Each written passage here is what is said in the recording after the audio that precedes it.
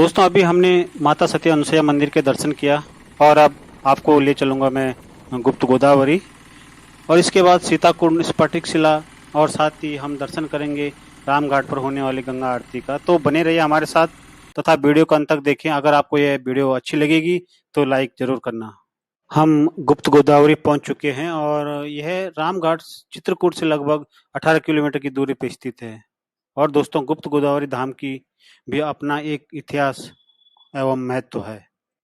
गंगा गुप्त गोदावरी बसत जहाँ सुरसिद्ध, सेवा प्रेम प्रतीत सो प्रकट मिले नवनीत। जी हाँ, गुप्त गोदावरी प्राकृतिक नैसर्गिक सौंदर्य एवं धार्मिक आस्था का अद्वितीय संगम है। गुप्त गोदावरी में दो गुफाएं देखने को मिलेगी, एक जहां भगवान श्री राम का दरबार लगता था और दूसरी जहां से गोदावरी नदी गुफा से बाहर निकलती है। ऐसी मान्यता है दोस्तों कि भगवान श्री राम के वनवास के पहले ही देवताओं ने इस गुफा का निर्माण इसलिए किया था ताकि भगवान श्री राम अपने वनवास काल में कुछ दिन यहाँ आकर निवास करेंगे। प्रथम ही देव ही गिर गुहा राखिर रुचिर बनाए, राम कृपा निधि कछुक दिन वास कर ही आए। अमरनाथ किन्नर दिसपाला चित्रकूट आये तेह काला, राम प्रणाम कीन सब काहो मुदित देव लही लोचन लाहो।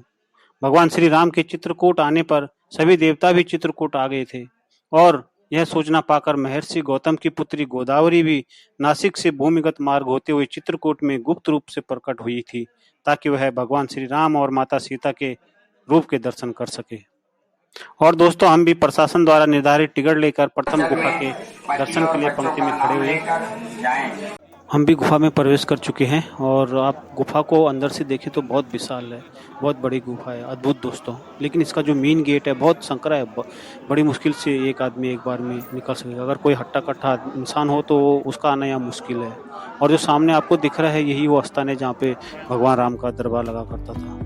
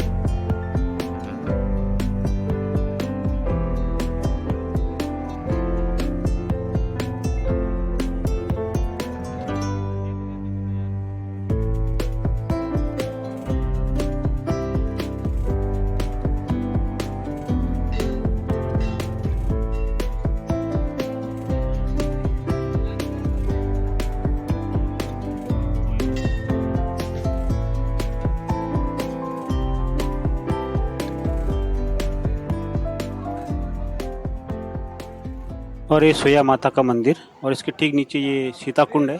कहा जाता है कि यहाँ पे सीता माता स्नान किया करती थी।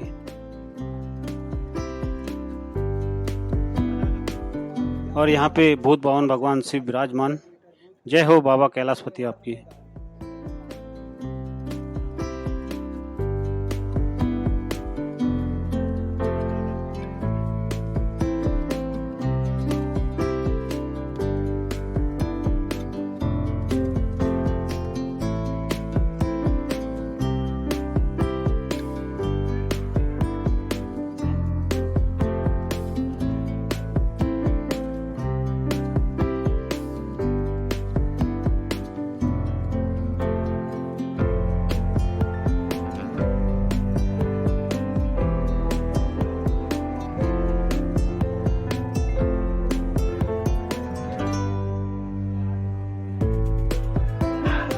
यही गोदावरी का उद्गम स्थल है और कहा जाता है कि यहीं पे गोदावरी गुप्त रूप में प्रकट हुई थी।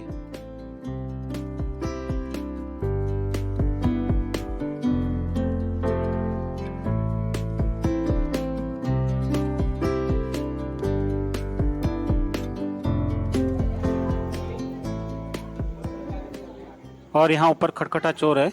ऐसी लोकोक्ति है कि मयंक नामक राक्षस माता सीता के वस्त्र चुराकर भागा था और लक्ष्मण ने उसे मारकर माता सीता के बाल से बांधकर ऊपर लटका दिया था।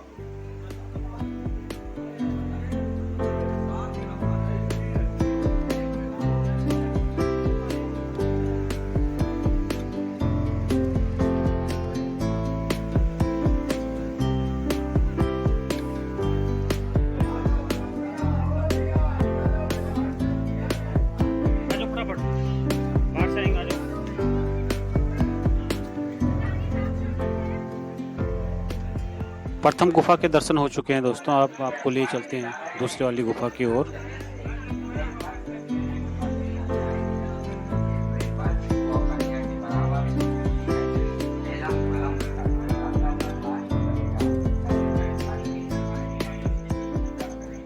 ये दूसरी गुफा के लिए रास्ता है और आप देख सकते हैं कि गुफा के द्वार पर पंचमुखी शिवजी बाबा केदारेश्वर विराजमान है।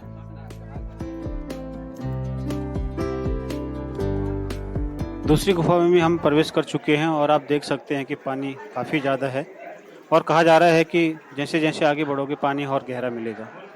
चलिए देखते हैं।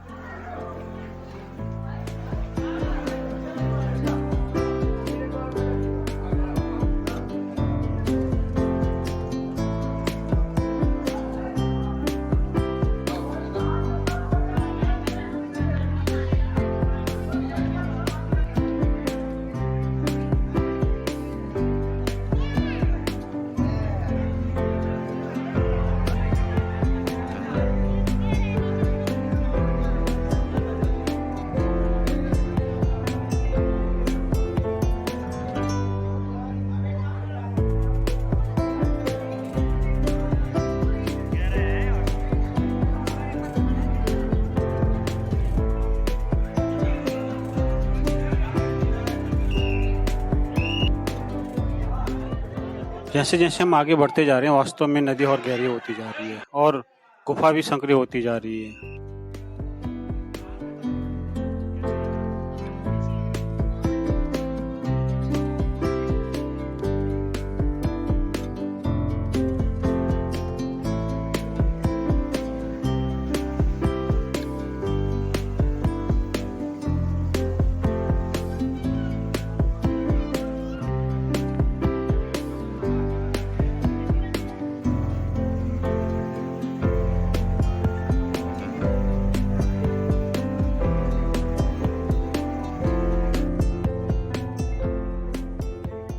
गुफा और संकरी होती हुई आगे और यही गुफा का लास्ट पॉइंट है, फिर यहाँ से वापस। और दोस्तों जो प्रथम गुफा में आपने गोदावरी का उद्गम स्थान देखा होगा, वहाँ से गोदावरी सीधा यहाँ निकल रही है और यहाँ से बाहर की ओर बहती हुई।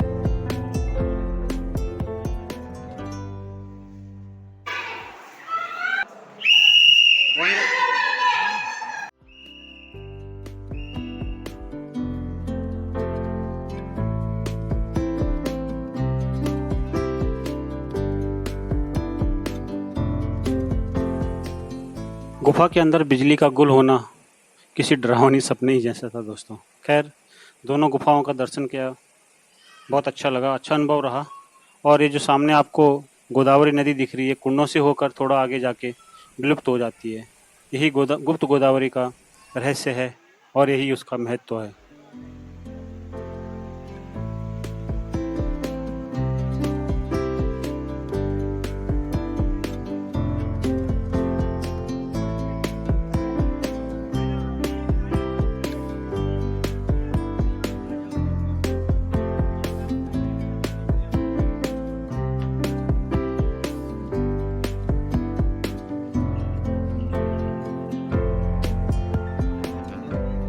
दोस्तों अगर आपको यह वीडियो पसंद आई तो इस वीडियो को लाइक करना तथा दोस्तों के साथ शेयर करके कमेंट करना। और अगर आप चैनल में नए जुड़े हो तो प्लीज़ सब्सक्राइब करके बेल आइकन को प्रेस करना ताकि मेरी आगामी आने वाली वीडियो आप तक सबसे पहले पहुंचे। चलिए दोस्तों, गुप्त गोदावरी धाम के दर्शन हो गए, अब सीताकुंड के दर्शन करने चलते हैं।